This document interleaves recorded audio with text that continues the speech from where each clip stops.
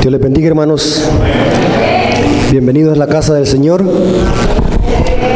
Quiero agradecer a Dios primeramente porque me da este privilegio poder disertar su palabra aquí en la iglesia de La Flecha.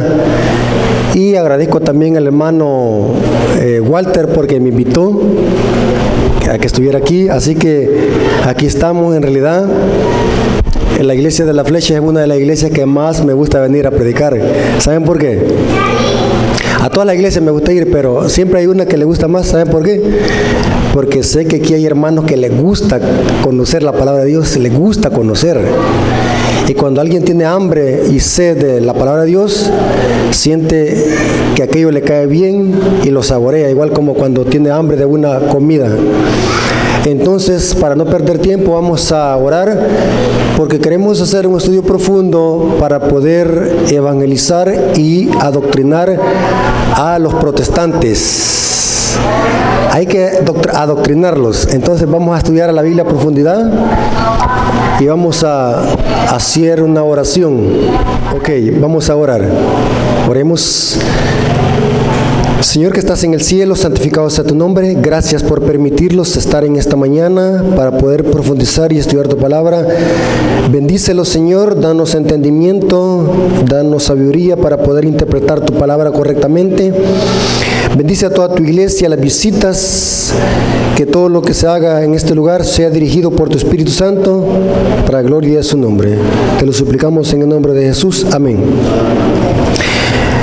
Hermanos, ¿de qué se trata el estudio? Vamos a hacer un estudio bíblico de algunas citas, no de todas, de algunas citas que los evangélicos tuercen para atacar el cuarto mandamiento de la ley de Dios que se refiere al sábado. Y ¿saben algo, hermanos? Alguien puede decir, hermano Rafael, ¿usted por qué predica mucho y habla del sábado? La respuesta es sencilla, porque es el mandamiento que más atacan los protestantes y los católicos. Por esa razón nosotros hablamos y predicamos más de esto. Los evangélicos pueden estar de acuerdo con 9 mandamientos, pero no con 10. Con el que tienen problema es con el sábado. Entonces, el estudio que vamos a tener en esta mañana es para que analicemos cuáles son las citas que ellos manipulan y cómo poder adoctrinarlos a ellos mismos con estas citas que ellos manipulan. Eso se llama apología. Hacer apología significa usar las citas que ellos tuercen para que esas mismas citas examinarlas en su contexto para poderles enseñar la verdadera interpretación del texto bíblico. Eso es estudiar doctrina.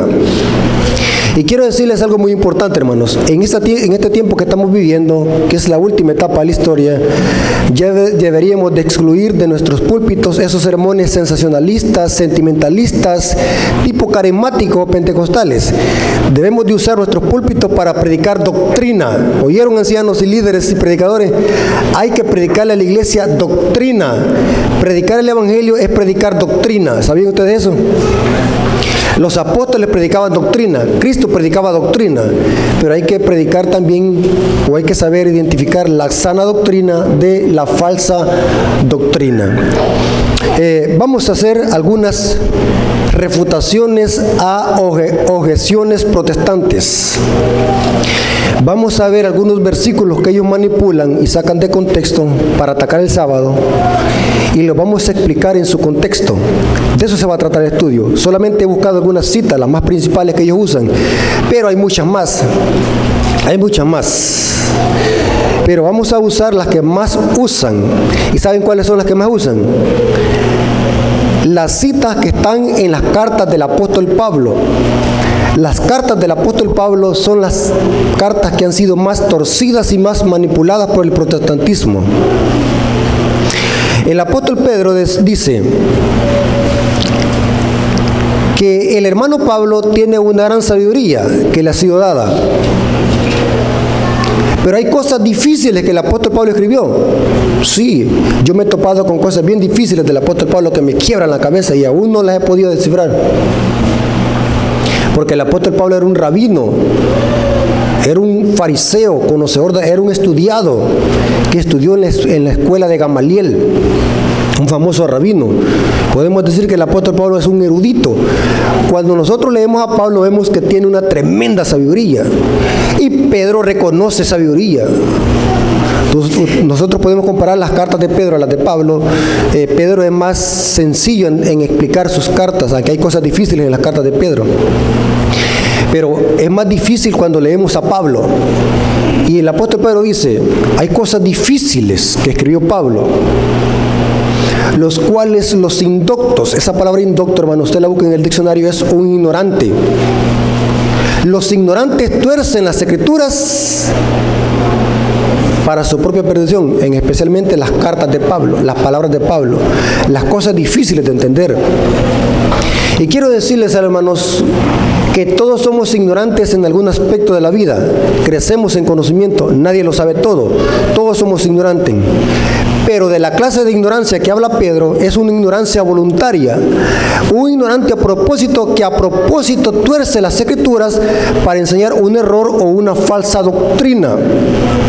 Y los hermanos, como no estudian, no tienen un estudio profundo de las escrituras, caen en el error de estos inicuos que tuercen las escrituras para su propia perdición.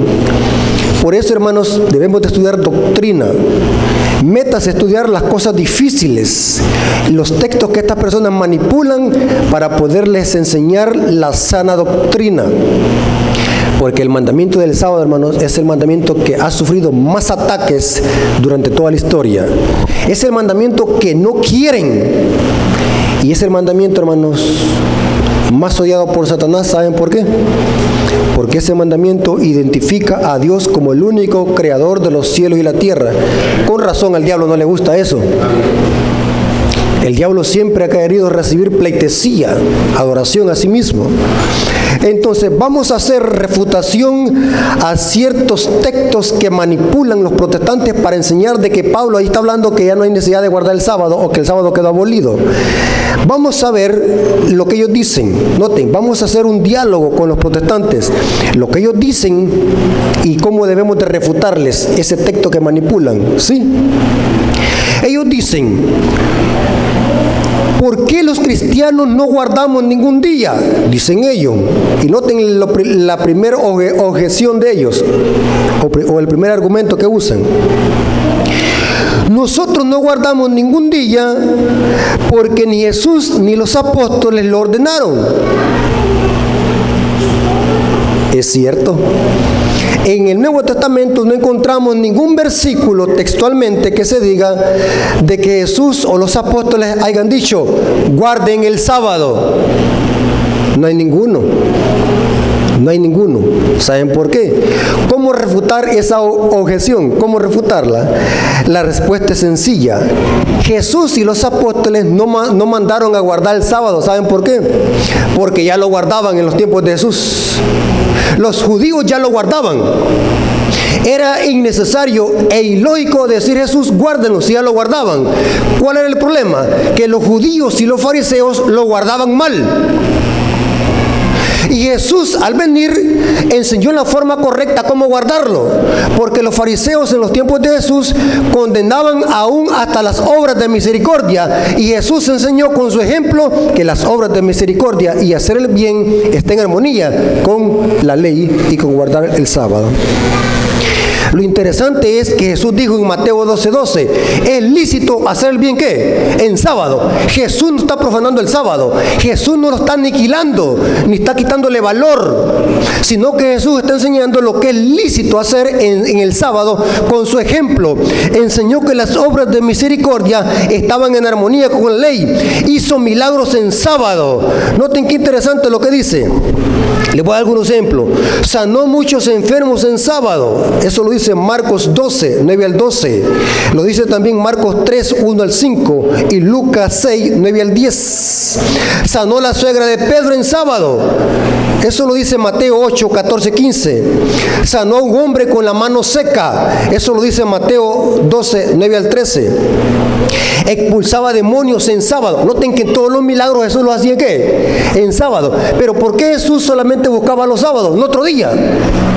Porque Jesús con esto quería o tenía un propósito, y es quitarle la ceguera y el falso concepto que tenían los fariseos de que condenaban las obras de misericordia en sábado.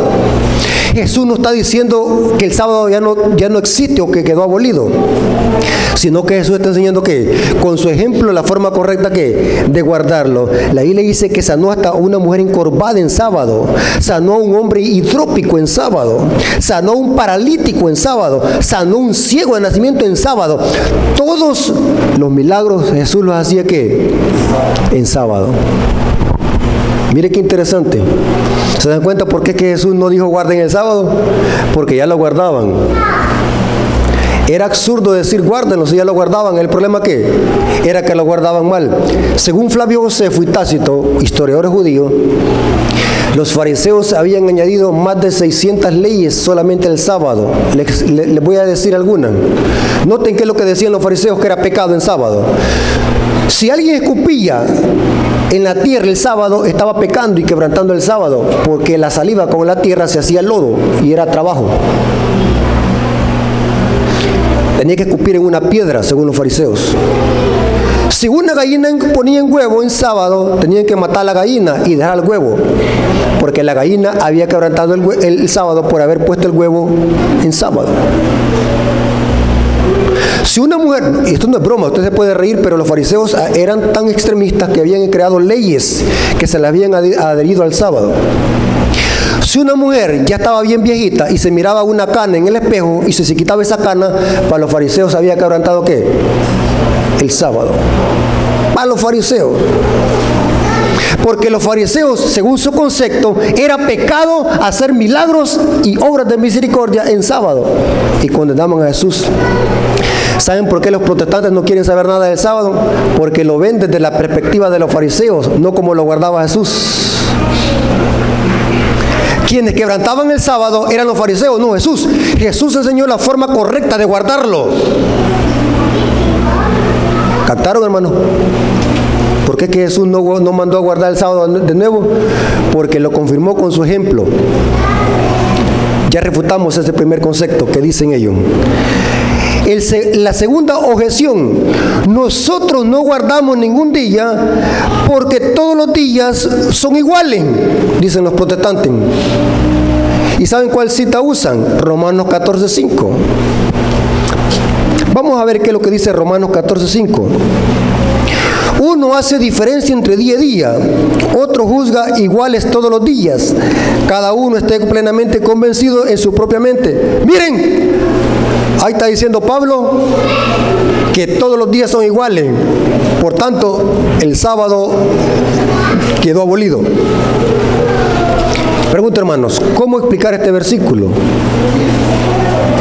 ¿Está seguro que Pablo aquí está diciendo que todos los días son iguales? ¿Dice eso el texto? ¿Está diciendo el texto de que el sábado es igual a los demás días? ¿Dice eso el texto? No. Inclusive, en todo el capítulo 14 del libro de Romanos, jamás hallará la palabra sábado, ni Shabbat. Entonces, ¿cómo explicarle a un protestante que está malinterpretando Romanos 14:5? ¿De qué Pablo está hablando aquí? ¿Será que Pablo está diciendo que todos los días son iguales y contradiciendo a Dios porque Jesús dijo que el sábado es santo y lo que diferencia al sábado de los demás días es que el sábado posee santidad? ¿Será que Pablo está contradiciendo a Dios en su palabra? ¿O será que Pablo está diciendo otra cosa? ¿Cómo explicar Romanos 14:5? ¿Saben de qué está hablando Pablo aquí? Hermanos, un estudio profundo e histórico, hay fuentes históricas de estos versículos, demuestran, noten, que Pablo se refería a los días de ayuno que hacían los judíos. Se cree que en el primer siglo de la era cristiana, esta práctica era común entre los esenios, una práctica de ayunar lunes y jueves. Esta clase de discusiones por días de ayuno era muy común entre los judíos. Puede leer Mateo 6, versículos 16 al 18, Mateo 9, 14 al 15 y Marcos 2, 18 al 20. Y eso lo repite Lucas capítulo 5, 5, versículo 33 al 35. El debate de los judíos eran por días de ayuno. O sea que el texto no está hablando del sábado. Mire qué interesante. Muy interesante. ¿Y saben algo muy interesante, hermano? Que entre los fariseos era muy común discutir por días de fiesta y días de ayuno. En la parábola del publicano y el fariseo, encontramos cómo el fariseo se jactaba por ayunar, ¿cuántas veces? 2 veces por semana. Ahí está en Lucas 18, 11 al 12. Porque los fariseos tenían una costumbre de ayunar 2 veces por semana y creían de que esos días eran más importantes que los demás días y hacían diferencia entre día y día. Y Pablo está condenando esta práctica y este falso concepto de los fariseos. O sea, aquí el apóstol Pablo no está condenando ni diciendo que no hay ningún día santo, ni tan siquiera el texto se menciona eso. Ustedes pueden leer todo el capítulo. Jamás se menciona en el Romanos 14 en la palabra sábado. ¿Me estoy dando a explicar, hermano? La Biblia enseña que no todos los días son iguales. Y quien lo define eso es Dios. Pregunto, hermanos, pongan atención a lo que voy a decir. ¿En el sábado sale el sol como los demás días de la semana? Sí. ¿Se pone el sol? ¿Nos acostamos y lo levantamos el sábado? Sí. ¿Comemos en sábado? ¿El sábado tiene 24 horas como lo tienen los demás días? Sí. ¿Cuál es la diferencia entonces? ¿Cuál es la diferencia? Es de que Dios ha dicho que el sábado es santo. Entonces no todos los días son iguales. ¿Cómo Pablo está contradiciendo a Dios ahora? ¿Me estoy dando a explicar, hermano? La Biblia no se puede contradecir. Lo que diferencia al sábado es de que Dios lo santificó porque en él reposó. El sábado posee santidad no porque el pastor lo haya dicho, no porque la iglesia adventista lo haya dicho, sino porque Dios lo decretó y así quedó escrito. El sábado es santo desde el principio de la creación y nadie puede revocar esa santidad. ¿Quedó explicado? Pero dice la Biblia que el apóstol Pablo, que los indoctos tuercen las palabras de Pablo para su propia perdición. Otra objeción que usan los protestantes para atacar el sábado es: porque nadie nos puede juzgar por ningún día. ¿Y saben cuál cita usan? Colosenses 2:16 al 17. Por tanto, nadie lo juzgue en comida o en bebida, o en cuanto a días de fiesta, luna nueva o días de reposo. ¿Ve? Dicen ellos. Nadie los puede juzgar por fiestas, luna nueva y días de reposo. ¿Ve? Así que los adventistas no los pueden juzgar por eso. Yo puedo guardar cualquier día, me han dicho a mí. Yo puedo guardar el domingo, miércoles, cualquier día. Lo importante es que le dedique un día a Dios.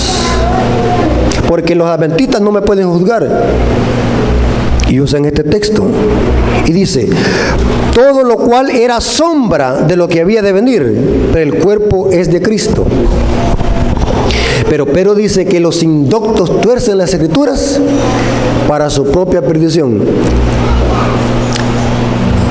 Aquí Pablo dice: nadie lo juzgue en comida. Vienen ellos y dicen: hay que comer fritada, cangrejos, lagartijas, sapos. Nadie los puede juzgar. Podemos comer un chucho guisado, rostizado, y nadie los puede juzgar. ¿Será que Pablo está diciendo eso aquí? Los indoctos tuercen las escrituras para su propia perdición. Nadie los puede juzgar en fiesta. Yo puedo ir a un concierto de la Chanchona de Arcadio. Yo puedo ir a un concierto de Metallica, de cualquier rockero. Puedo ir aquí en agosto. ¿Cuáles son los discos que vienen? Y nadie los puede juzgar. Yo puedo ir a fiestas. ¿Será que Pablo está diciendo eso? pero los indoctos tuercen las escrituras para su propia perdición. Nadie lo juzgue en días de reposo. Ve, dice, ahí está hablando del sábado. Nadie lo juzgue. Pero los indoctos tuercen las escrituras para su propia perdición. ¿Saben, hermanos, qué se refiere a esto, hermano? La comida y bebida en el griego es brosis y prosis, que significa comidas que se ofrecían en el santuario con sacrificios. No está hablando de comidas inmundas. Las fiestas de que habla Pablo aquí no se refiere a fiestas de la Chanchona de Arcadio ni de Marito Rivera, sino que está hablando de fiestas que los israelitas celebraban en el desierto, que están en Levítico 23. Fiestas, novilunios, lunas nuevas o cabo de mes, que en el hebreo es Rosh Kodesh. Los novilunios eran fiestas en el pueblo de Israel. Pero lo más problemático es días de reposo. Aquí lo metimos en problema. Pablo está diciendo días de reposo, nadie lo juzgue. En el griego esta palabra es sabatón. ¿A qué clase de sábado se refiere?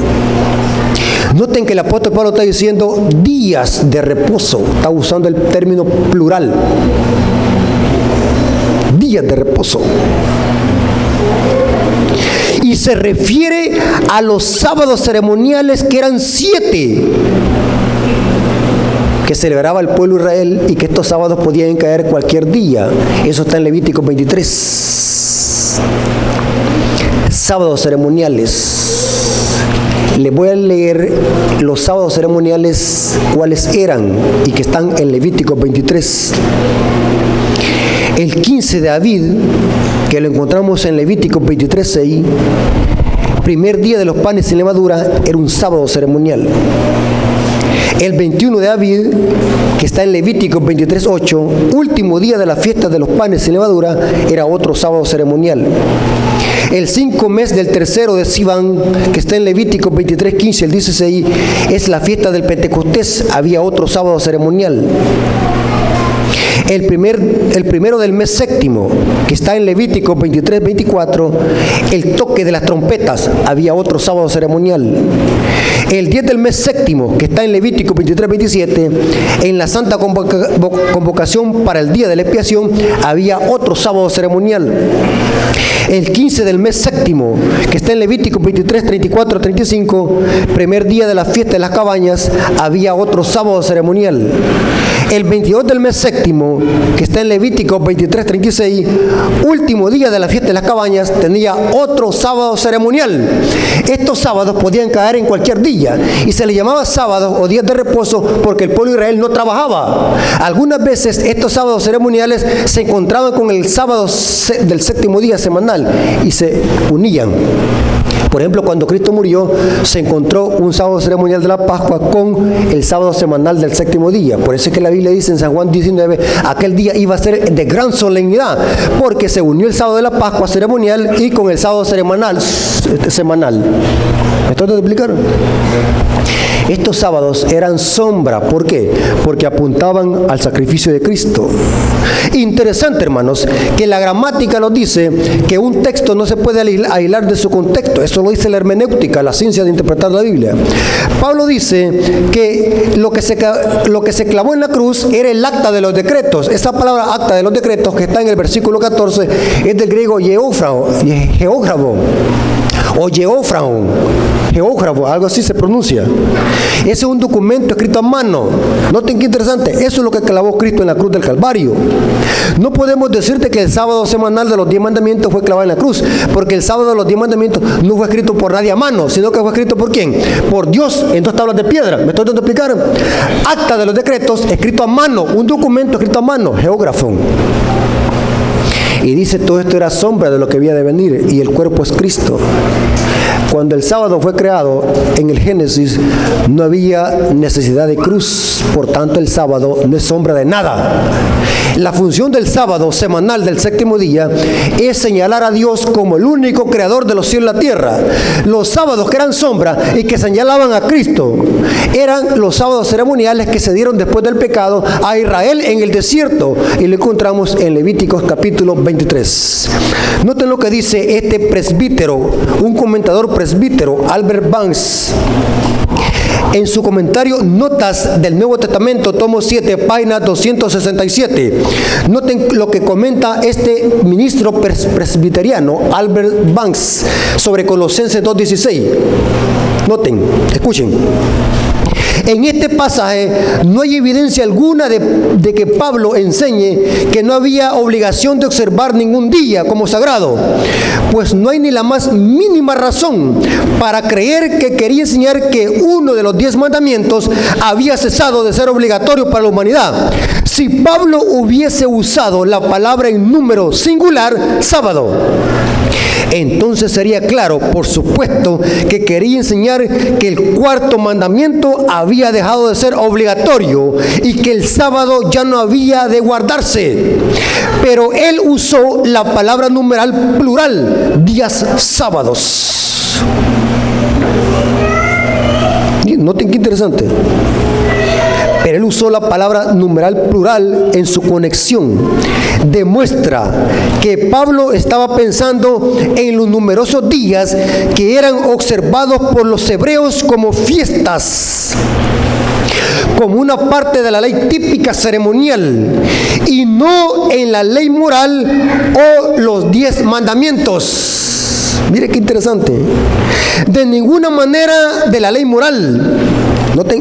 Ni es adventista el que está hablando aquí, es un ministro presbiteriano, Albert Banks. Y noten cómo dice, de ninguna manera la ley moral. De ninguno de los 10 mandamientos podría decirse que es sombra de lo porvenir. Es ilógico. Estos mandamientos son por naturaleza ley moral y de perpetua universal obligación. Ley moral significa que lo que define lo bueno y lo malo. Allí está el cuarto mandamiento de la ley de Dios, en la ley moral de Dios. ¿Captaron, hermano? Pero los indoctos tuercen las escrituras para su propia perdición. Y sabe, hermano, que cuando estoy debatiendo con alguien y estoy hablando sobre el sábado, esta es la cita preferida que buscan. Inclusive cuando estoy hablándole a un católico de la importancia de guardar el día santo de Dios porque conmemora la creación de Dios, ¿saben qué hacen los católicos? Me mandan a ver videos de Luis Toro donde Luis Toro manipula este texto. Porque esa es la cita preferida que usan tanto protestantes como católicos para enseñar de que Pablo está diciendo que no hay obligación de guardar el Shabbat. Pero Pablo no estaba refiriéndose a eso. ¿Por qué razón? La Biblia no se puede contradecir. El apóstol Pablo está diciendo que la ley es santa, justa y buena. ¿Cómo el apóstol Pablo se va a contradecir? Inclusive la Biblia dice en Hechos de los Apóstoles que el apóstol Pablo se reunía con judíos y gentiles en sábado para estudiar la Torá, la ley. ¿Cómo es posible que el apóstol Pablo está diciendo en Colosenses 2:16 que no hay obligación de guardar ningún día santo? Cuando Jesús dijo, no piensen que he venido ¿qué? A abolir la ley y los profetas. ¿Cómo es que el apóstol Pablo está contradiciendo a su maestro Jesús? Pero los indoctos tuercen las escrituras para su propia perdición. Y saben, hermanos, que este versículo es el preferido. Así que ahora cuando alguien se lo cite, ¿qué es lo que le van a decir? Discúlpenme, el contexto no me permite hacer esa interpretación. Pablo no se puede contradecir. Hay que profundizar en el texto para ver qué Pablo quiere decir, para que no torzamos las escrituras para nuestra propia perdición. Y saben, hermanos, que este versículo aún hasta los mundanos lo citan. Y lo usan para justificar las comidas inmundas, el alcohol, porque Pablo dice, nadie los puede juzgar en comida y bebida. Tomemos y bebamos, Pilsener. ¿Y saben qué es lo que les dice Luis Toro a sus feligreses? Manipulando este texto. Usted se puede tomar 2, 3 cervezas, hasta 4, hasta donde la aguante. Siempre y cuando no se ponga patudo, borracho. Así les dice a la hermandad, imagínense. Porque Pablo dice, nadie lo juzgue en comida y en bebida. Tomemos. Mandemos a traer una caja de Pilsener y tomemos. Porque la Biblia dice que nadie los puede ¿qué? Juzgar. Pero los indoctos tuercen las escrituras para su propia perdición. Otra objeción que usan para atacar el sábado es porque ya nadie puede hacer doctrina por días. ¿Y saben cuál cita usan? Gálatas 4:10 al 11. Noten qué dice Pablo.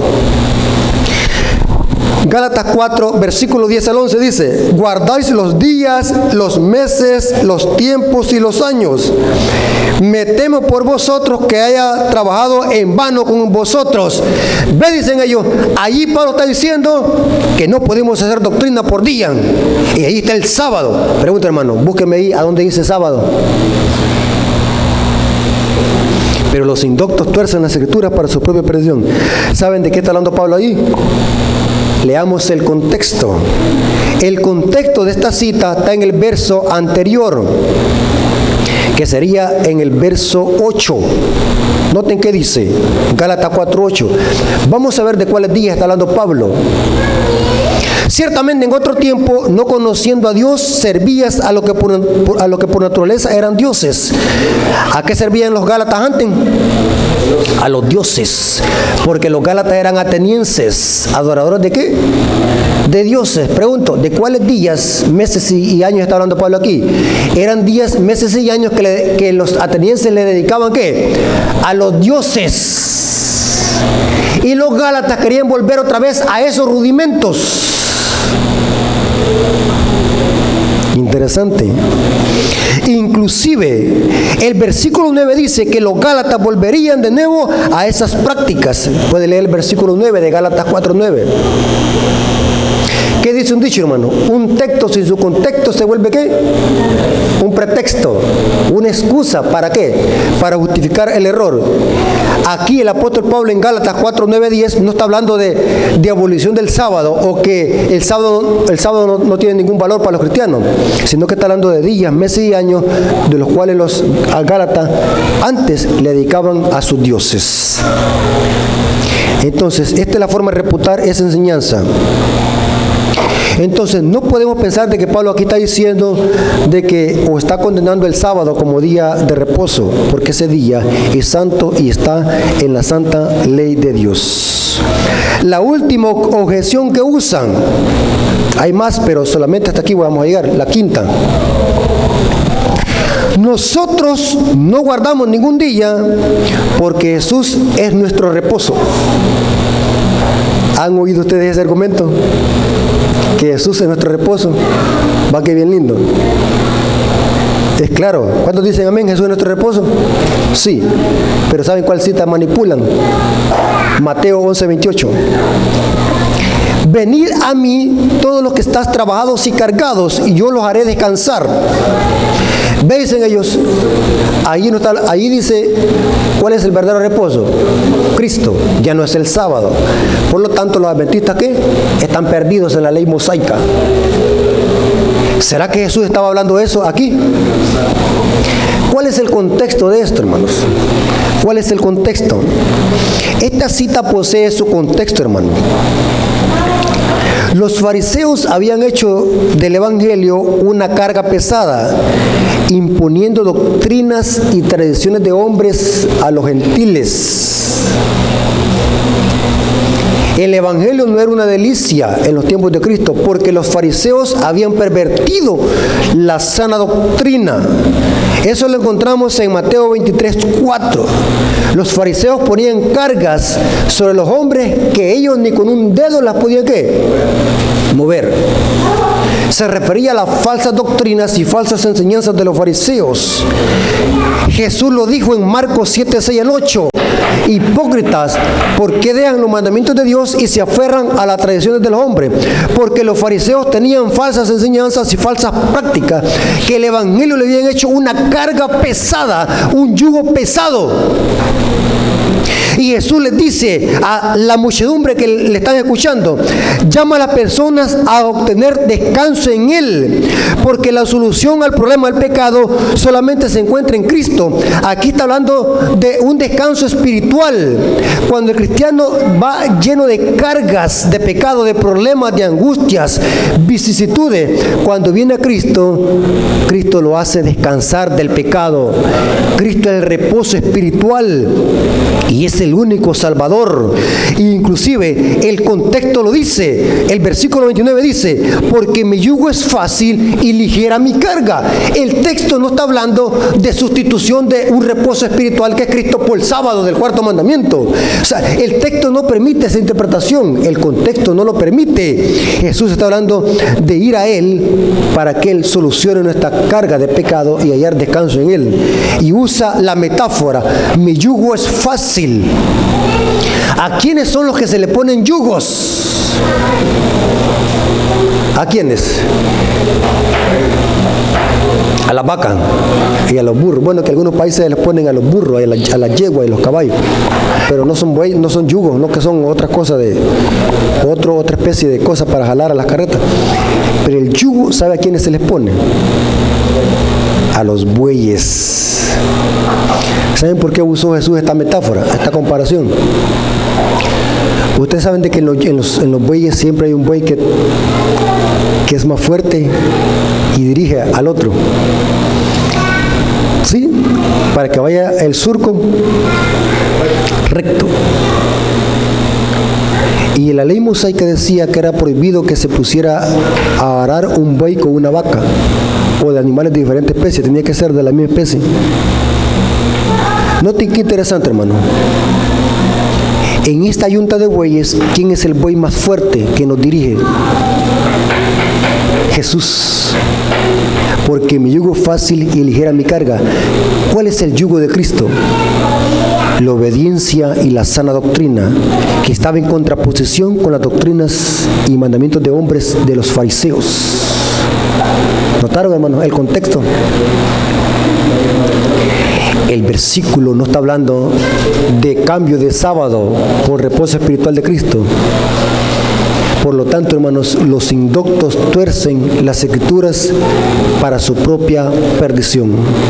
Hermanos, ¿quedó claro, hermano? 5 objeciones protestantes, ¿cómo refutarlas? Con los mismos textos que ellos usan. Y para terminar diré lo siguiente. He hecho un canal en YouTube llamado Apología Adventista, los invito a que se suscriban. Ahí hay un material sólido. Al solo llegar a este video lo voy a subir para que lo vea todo el mundo. Hermano, mire, hermano. El problema de nosotros como adventistas, ¿saben cuál es? Que algunas veces para derribar una falsa doctrina queremos usar otros textos. Y ese error. ¿Saben qué es lo que hago yo cuando alguien está torciendo la Biblia? Vámonos a leer el texto como dice.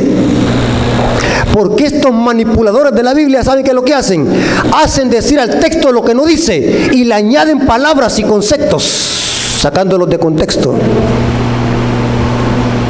Cuando hago eso, hermano, los acorralo y no hayan para dónde agarrar.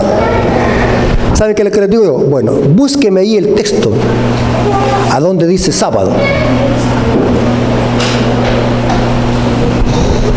Hay unos que son sinceros y dicen, no, es cierto, no dice ahí. Inclusive, hermano, la verdad tiene tanto poder, hermano, que cuando usted le explica a un evangélico el texto, cómo debe interpretarse, no haya por dónde agarrarse y quedan cerrados, le cierra la boca. Así como yo, con la ayuda de Dios, he ganado muchas personas para honra y gloria de Dios. Mire, hermano, ahí en San Vicente hay mucha gente que anda para arriba y para abajo, ahí en los mercados para arriba y para abajo. Y uno tiene que hacerse amigo con la gente. Porque lo que buscamos es, acordemos lo que nosotros somos pescadores, no peces. Hay que meterlos al agua, pero ¿para qué? Para sacar el pescado, no para nadar con ellos. ¿Me estoy dando a entender lo que quiero decir? Sí, porque una vez alguien me dijo, si Pablo dice hay que hacerse débiles con los débiles, judío con los judíos, y él me dijo, si hay alguien fumando marihuana ahí, para ganarlo a Cristo hay que fumar marihuana con él. No, hermano, le dije, eso no significa eso. Hay que tener cuidado con cómo interpretar la palabra de Dios.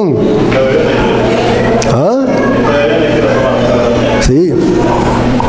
Pablo está diciendo ahí que usemos tácticas para ganar para Cristo, así como hacía él. Cuando predicaba a los atenienses usaba tácticas.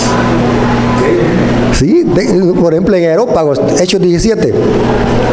Para darle un sermón a los atenienses no usó ningún texto bíblico, solamente usó autores filósofos griegos. Y los tipos se quedaron impactados ver la sabiduría de Pablo. ¡Qué tremenda sabiduría! Que no era ignorante, conocía la filosofía griega. Y usó fuentes griegas para darle un mensaje a los griegos y hablarles del Dios que no conocían. Si Pablo les hubiera llegado hablándoles de Biblia, no, este está loco. ¿Y quién es ese? Pues Jesús. Eso de Biblia, nosotros no, basura. Nosotros creemos en Sócrates, Platón, en Zeus. Inclusive en Hechos 17, ¿saben ustedes que Pablo hasta citó frases de Zeus? Citó frases de Cecilia Eurapus en las cartas de Pablo, cuando dijo, como dice uno de sus cretenses, los cretenses bestias glotonas son. Estaba citando una frase de los filósofos griegos. Gran inteligente el apóstol Pablo, no era ignorante como nosotros. Entonces Pablo se me hizo débiles, porque cuando hablaba con los judíos se les citaba la Torá, como dice la ley. Pero cuando hablaba con los atenienses y con los paganos, les citaba ¿qué? Fuentes que ellos conocían, para darles un vuelco y presentarles al Dios que no conocían. Eso significa, no que yo me voy a poner a fumar marihuana con un drogadicto, o que están echando los tragos, me voy a echar un trago para después evangelizarlo. Hay que tener cuidado con eso, ¿me entiendes? Hay que tener cuidado con los inductos que tuercen la Escritura. Hermano, conocí a un evangélico que todos los días él quería evangelizarme. Me citaba un versículo para acá, me citaba otro versículo para acá, y yo lo dejaba que hablara. Y cuando terminaba de hablar, yo le decía, leamos esos mismos textos que usted me ha dicho. Y cuando yo se los explicaba, ¿sabe qué es lo que me decía? Pasamos casi 3 años así, hablando de temas que él supuestamente quería evangelizarme. Y cada versículo que yo le explicaba, que él me decía, al fin de tanto, hermano, ¿saben qué es lo que digo? Ya él ya ni me hablaba de la Biblia, sino que mejor se hizo amigo, hablábamos de otros temas. Pero yo siempre buscaba cómo meterle la Biblia, el mensaje adventista. Y sabe, hermano, por eso es que les digo, hermano, usted nunca juzgue a alguien en la forma que hace la obra misionera. Si usted anda tocando puertas, hermano, bienvenido, Dios le bendiga. Pero cada quien tiene su forma de hacer obra misionera. Yo tengo mi forma de hacer obra misionera. Por ejemplo, yo a la gente me gusta regalarle discos, DVDs. O si tiene alguien una memoria, disculpe, usted tiene memoria, anda tu memoria en su teléfono, ¿sí? ¿Cree que me la puede prestar? Le voy a traer unos buenos sermones y se la voy a meter ahí. O sea, cada quien tiene su forma de evangelizar. Y esta persona, ¿saben? De tanto yo meterle yo y explicarle todos los versículos y acabarle todos los argumentos, hoy es adventista el 7º día, se congrega en la iglesia de Soyapango. ¿Y sabe qué es lo que me dijo? Hermano Rafael me dijo, hermano Rafita me dice, siempre que me ve él, ya no me siento bien estar yendo a la iglesia donde yo iba. Qué insípidos esos sermones que predica de pastor, me dijo.